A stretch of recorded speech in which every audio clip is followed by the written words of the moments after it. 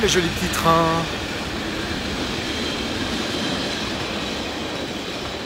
C'est le train du Matterhornbahn. Comme tu vois, je suis tout proche de Zermatt, hein, la station bien connue avec le Cervin. Et c'est Randa ici. Et l'idée aujourd'hui, c'est d'aller faire une petite rando par là-haut, de monter jusqu'à la Dôme UT. Je ne sais pas exactement où elle est. Ça va être la découverte. Je ne connais pas très bien la région. Et puis l'idée, c'est également de traverser un pont suspendu, une passerelle. Le pont de Randa qui est sur l'Europaveg, qui est une des passerelles, je crois que c'est une des plus longues des Alpes ou quelque chose comme ça. Enfin, elle a un record. Il faut que je regarde un petit peu tout ça. Je me suis pas super bien renseigné comme tu le vois. Mais enfin, c'est une passerelle qui doit être super impressionnante, un pont suspendu super impressionnant. Donc on va aller voir ça. Donc la Dôme UT et puis le pont, la passerelle suspendue de Randa. Allez, c'est parti. Un joli coin pittoresque ici avec plein de masos en bois encore, de petits maillets en bois, de maisons en bois. Ah, c'est vrai que c'est sympa. Ça augure une belle course. Et il y a l'air d'avoir pas mal de monde ici. C'est une partie qui est très alpine avec des hauts sommets. Il y a toute une série de 4000 dans la région. Il y a pas mal de randonneurs, d'alpinistes avec des sacs à dos, casques, cordes, piolets, crampons, etc. Ça donne une jolie ambiance. Bon, Dôme UT 2940 mètres quand même. Ici on est à peine à 1400. Donc j'ai peut-être vu un peu gros. Peut-être que je vais revoir le programme à la baisse. Bon, la Dôme UT, pour te dire, c'est quelque chose que j'avais en option. Le but, c'est vraiment la passerelle de Randa. De traverser cette passerelle, c'est vraiment ça mon but. On verra si on arrive jusqu'à la cabane. Ça fait quoi, 1400 mètres de dénivelé. Ouais, c'est pas mal, hein. D'autant que j'ai pas prévu d'y passer la journée. Bon, on verra. On va jusqu'on arrive.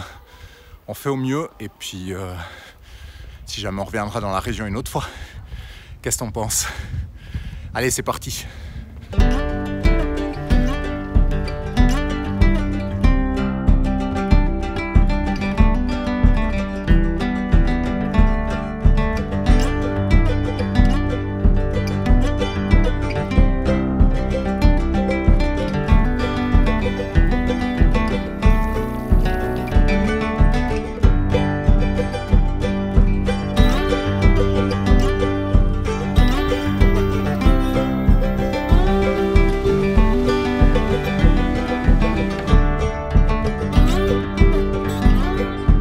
Ici, un petit avertissement aussi par rapport aux déchets. C'est toujours bon de le rappeler, mais tout ce que tu prends avec toi, simplement tu le ramènes. Prévois dans ton sac à dos une petite poubelle. Moi, ce que j'aime bien, c'est un petit sac en plastique de 5 litres qui peut te servir de poubelle. Et simplement, tu fais un nœud au bout. Ce qui fait que tu peux... Un nœud facile à défaire. Ce qui fait que tu peux... le défaire facilement pour rajouter des déchets. Et du coup, tout ce que tu emmènes avec toi en départ de randonnée, tu dois le retrouver dans ton sac à la fin de la randonnée. Bon, pour ces déchets, je me dis que c'est vraiment des règles de bon sens et de respect par rapport à la nature. Mais je vois encore pas mal de déchets qui traînent. Et notamment souvent, justement, des mouchoirs en papier. Même le long du chemin, même sur le chemin souvent. Donc voilà, je me dis que c'est bon de répéter cette règle de temps en temps. Bon, ces mouchoirs en papier ici, j'en vois vraiment tout le long. Un petit peu à côté du chemin, juste à côté du chemin, sur le chemin. C'est incroyable. Donc vraiment, ce que je t'encourage à faire, toi qui regardes cette vidéo personnellement, c'est vraiment à ramener tes mouchoirs en papier. À pas les laisser traîner. Tu prends une petite poubelle, tu mets ton mouchoir à l'intérieur, tu refais un nœud. C'est étanche, ça ne sent rien, il n'y a aucun souci. Donc si ça t'intéresse, je te ferai une petite vidéo sur comment je fais, le type de poubelle que j'emporte et comment je fais ça exactement. Dis-le moi en commentaire si ça t'intéresse. Je te fais volontiers ça parce que là, franchement, c'est insupportable de voir ça tout le long du chemin, quoi. Allez, on continue. C'est pas ça qui va nous décourager.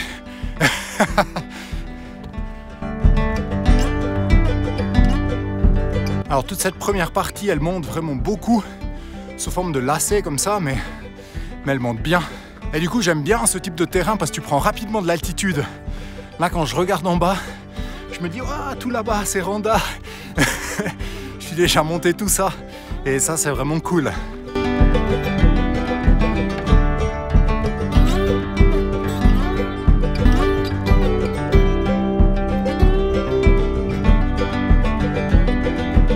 Voilà, on arrive tout près de ce pont suspendu au-dessus de Randa, un des plus longs ponts d'Europe, et qui se trouve sur l'Europaveg, ou le chemin Europa, ou le chemin de l'Europe, je ne sais pas exactement comment on traduit ça en français. Voilà, il est juste là, on y arrive. Et voilà, juste au-dessus, le pont. Ah, il y a du monde ici, hein. Voilà le départ. Et le pont sur toute sa longueur. Voilà, juste derrière le fameux pont. Alors on va pas le traverser tout de suite, je vais le garder en dessert. Là on va monter plutôt, là je vois que c'est Europa UT. Moi j'ai plutôt envie de monter du côté de la Dôme UT. Je sais pas exactement où elle est, il faut que je me repère sur la carte. Mais tout ça pour dire qu'on va le garder en dessert et on le traversera tout à l'heure en redescendant. Là il y a un superbe paysage qui nous attend un petit peu plus haut. Donc je suis encore en forme, ça me donne vraiment envie de grimper encore un petit peu et puis de garder le pont pour après. Allez, c'est parti!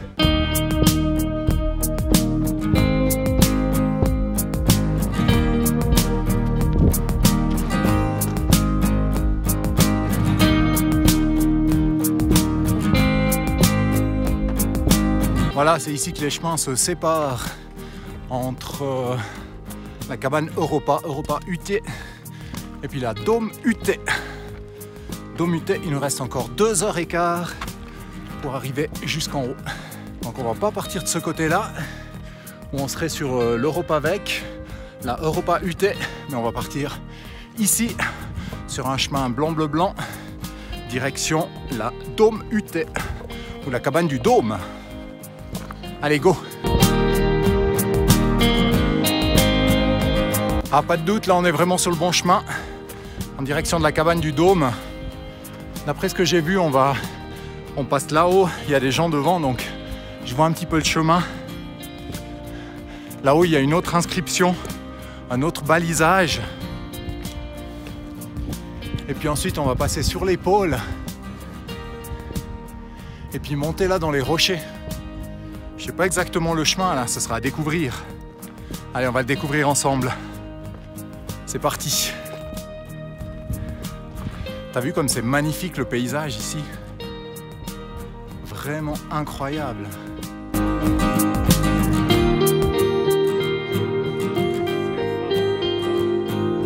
Voilà, juste un petit rappel de sécurité si tu veux monter ici. Comme tu l'as vu, il s'agit d'une randonnée alpine. Ça veut dire un chemin marqué blanc, bleu, blanc. Donc, si tu veux monter jusqu'ici, par ce même chemin, assure-toi d'avoir l'expérience nécessaire, la condition physique nécessaire et de t'équiper avec le matériel qui correspond. Donc c'est pas parce que tu me vois monter ici en short, t-shirt, avec un sac léger, que tu peux faire la même chose, monter avec les mains dans les poches, sans sac, sans matériel. Dans mon sac, j'ai de toute façon des pantalons, j'ai des habits chauds, j'ai tout ce qu'il faut par rapport à l'altitude.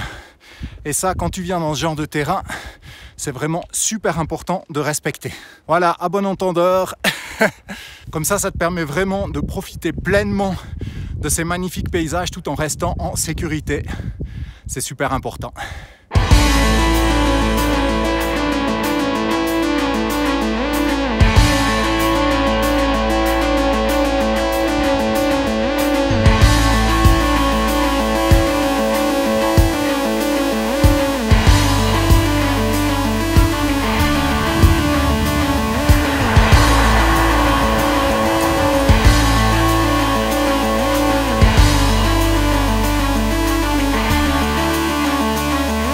Bon ben comme tu le vois, on vient de tout en bas à la Randa, tout en bas là en plaine. Bon, on a quand même fait quelques dénivelés déjà, hein. C'est cool. C'est l'avantage quand ça monte bien comme ça, c'est qu'en peu de temps tu peux faire vraiment beaucoup de dénivelés. Par contre, c'est clair, c'est physique. Ah. Mais ça fait du bien, ça décrasse un peu.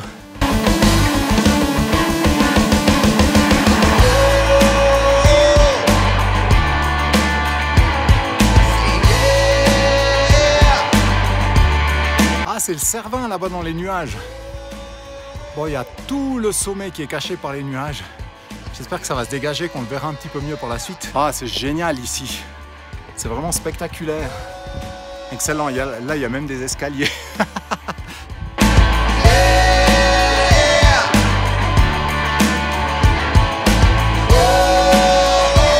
J'aime beaucoup ce genre de terrain et ce genre d'endroit parce qu'on y croise des guides et ça permet d'apprendre beaucoup sur les techniques et sur le matériel qu'ils utilisent ou sur des petites astuces par exemple.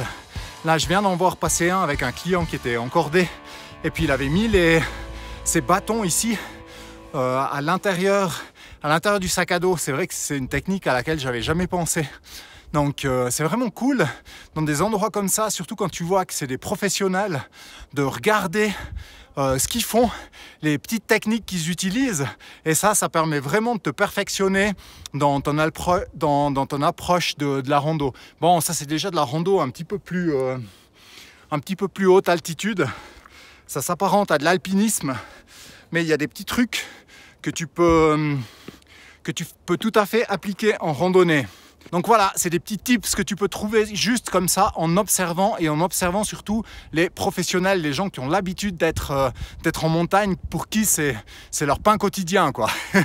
Alors peut-être que tu vas me dire, ouais, c'est bien beau Nicolas, mais comment est-ce que je reconnais un guide de montagne pour vraiment être sûr que c'est un professionnel? Ben, c'est assez facile. Il y a des petits détails qui ne trompent pas. Là, notamment, le petit détail, c'est que justement, comme je te disais, son client, il était encordé. Donc, c'était assez facile de voir que la personne derrière, c'était le guide. Puis, juste à la différence d'aisance dans la démarche, dans la descente, bah là, tu peux simplement savoir que c'est un professionnel, que c'est un guide. Et puis, un autre bon repère, excellent repère, c'est en général à la couleur de leur peau. S'ils sont super bronzés, en général, c'est que c'est des guides de montagne, en tout cas des gens qui passent beaucoup de temps sur les glaciers, sur les sommets. Et donc ça, c'est le détail qui, en général, devrait faire tilt. Donc voilà les petits tips pour reconnaître un vrai professionnel de la montagne. Ah, c'est un vrai terrain alpin comme je les aime, ça c'est cool. J'adore ce genre de montée.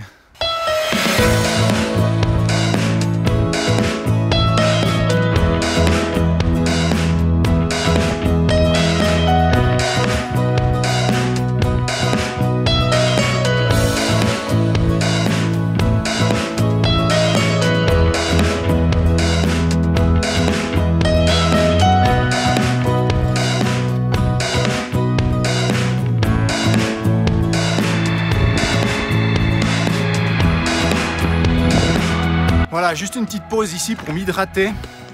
Surtout pas manger.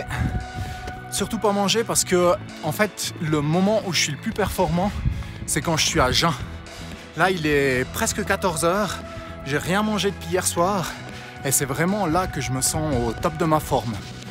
Alors voilà, pour tous les gens qui disent qu'il faut manger régulièrement et tout ça. Moi là, je sais que si je mange même une petite barre de céréales, je vais plus avoir autant la pêche pour continuer. Donc tout ça pour dire qu'il n'y a pas de standard, c'est vraiment à toi de tester les choses. Là tu vois, c'est 1400 mètres de dénivelé. Je pense que je vais arriver en haut en 3 heures de temps. C'était prévu sur les panneaux 4h20 je crois depuis Randa, ou 4h10, je sais plus. Bon, alors j'ai un sac super léger, mais en même temps j'ai beaucoup filmé. Donc m'arrêter, poser la caméra, redescendre, remonter, etc. Donc pour dire que voilà, à jeun tu peux être vraiment super performant. Et c'est mon cas en tout cas, moi je suis vraiment super performant quand je suis à jeun. Je sens que dès que je commence à manger, aïe, je perds un petit quelque chose.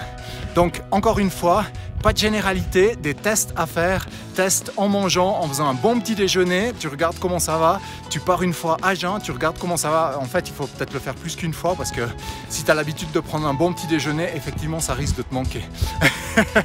Mais personnellement, c'est très rare que je déjeune et souvent en montagne, je mange pas. Même quand je commence très tôt mes randonnées, même si je commence à 6h à randonner, c'est rare que je mange avant midi, voire même des fois jusqu'à 2h, voire même plus tard.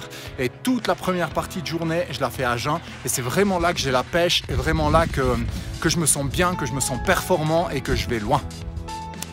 Voilà, c'était juste ce petit partage pour dire de tester, pas de généralité, ne t'appuie pas sur l'expérience des autres, fais tes propres expériences, teste tes propres limites, tes propres, comment on dit ça, est-ce qui te convient finalement et décide en fonction de ça.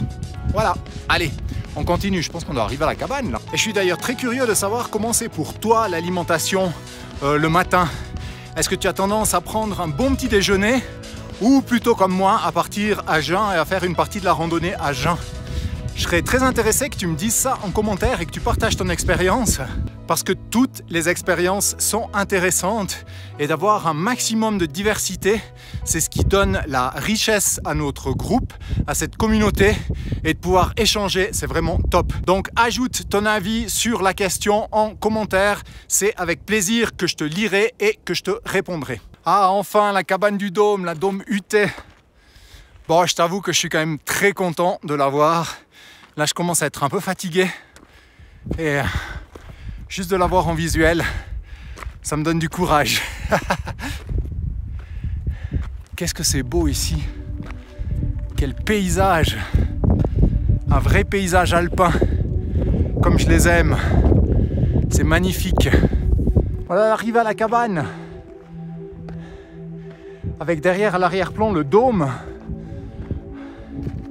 Je crois qu'on ne le voit pas, c'est celui qui est caché tout à gauche là-bas dans les nuages.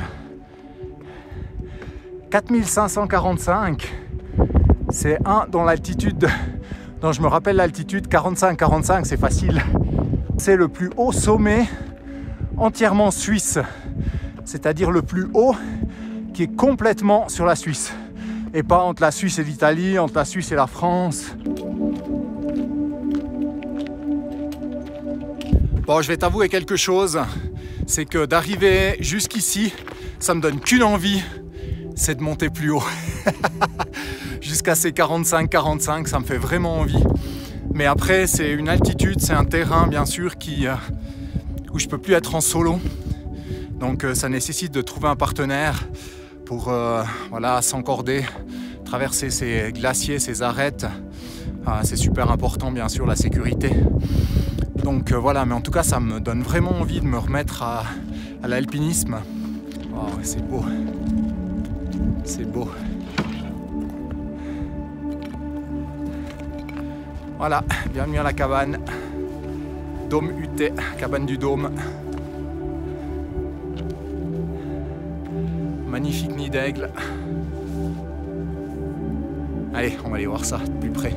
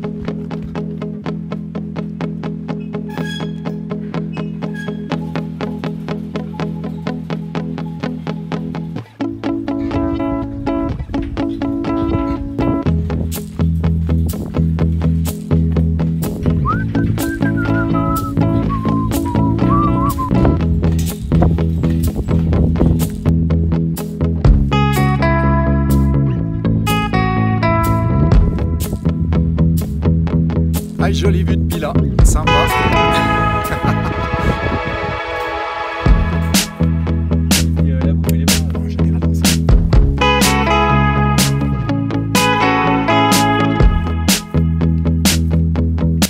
te dire, j'avais fait un petit saut par la Europa UT. Je me suis dit, pour quand même, ça faisait 10 minutes de plus, je fais le petit détour. J'avais fait quelques prises de vue et malheureusement, en haut à la Dôme UT, j'ai fait un time-lapse et j'ai oublié de remettre en mode vidéo. Ça veut dire que tout ce que j'ai filmé, c'était en mode time-lapse. Donc inexploitable, poubelle. Donc voilà, je vais voir si j'arrive à extraire peut-être juste une ou deux images de la Europa UT parce que vraiment ça a l'air super sympa. Et si tu traverses le pont, je t'encourage vraiment à aller jusqu'à la cabane. Ça nécessite un petit peu de marche quand même pour monter jusqu'à la cabane, mais vraiment ça vaut la peine. Le lieu a l'air super accueillant avec une magnifique terrasse. Donc si tu as l'occasion de faire le détour, ben fais-le. Et puis voilà, du coup après c'était la traversée du pont. Ouais, c'est assez impressionnant par sa longueur. La hauteur ça va encore. Par rapport au... J'avais traversé le pont de Nuuk. Je t'ai pas fait de vidéo là-dessus encore, mais c'est un des plus hauts ponts d'Europe. Donc si ça t'intéresse d'avoir une vidéo par rapport à ce pont de Nuuk, ben mets-le moi en commentaire. Et puis je montrerai un petit quelque chose par rapport à ça. Je l'avais traversé il n'y a pas très longtemps avec les enfants. Mets-moi en commentaire si ça t'intéresse. Et puis abonne-toi, fais sonner la cloche, comme ça je te notifierai quand cette vidéo elle sera en ligne. Allez, on continue à descendre sur Randa. Voilà, c'est impressionnant, il y a une forêt de cairns. Comme si tout le monde avait voulu laisser son empreinte. C'est génial. J'adore. Bon, dommage, j'ai pas le temps de faire le mien. Allez, ce sera pour une prochaine. Ouah, te dire que j'ai adoré cette balade. C'était incroyable. Du coup, j'ai consacré plus de temps que ce qui était prévu initialement. Mais je regrette pas, tu sais, quand j'étais là-haut, j'avais juste plus envie de redescendre. Cette ambiance alpine, d'être au milieu de ces gens avec des piolets, des cordes, des crampons. Ah, je trouvais ça tellement génial que vraiment j'avais envie de rester dans cette ambiance et ça m'a donné envie justement d'aller plus haut. Là, j'avais envie de monter jusqu'au dôme et de renouer d'ailleurs avec l'alpinisme.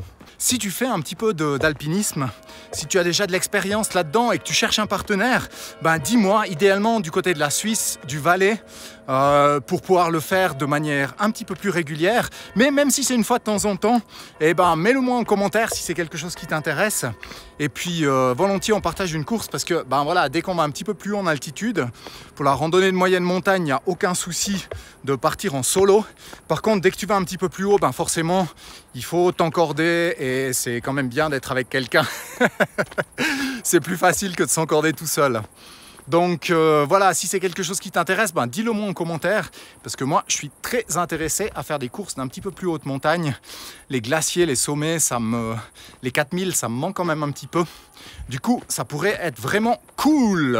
Bon alors pour ma part, tu l'as bien compris, j'ai adoré cette randonnée. Mais ce qui est vraiment important, c'est est-ce que toi, tu l'as aimé? Donc, mets-moi un petit pouce si c'est le cas. Ou dis-le moi en commentaire ce que tu as trouvé sympa dans cette randonnée. Si tu aimes ce type de randonnée un petit peu plus alpine. Si tu pratiques ce type de randonnée plus alpine, un petit peu plus haute en altitude, comme ça. Et si tu aimes ce type de contenu, ben simplement clique sur le bouton juste en dessous pour t'abonner à la chaîne, fais sonner la cloche et on se retrouve de toute façon chaque semaine pour des partages autour de la randonnée, du bivouac, que ce soit des moments d'inspiration, des moments d'émotion, des moments difficiles des fois. Moi je te dis à tout bientôt sur les sentiers, sur les sommets. Allez, bye bye. Oups.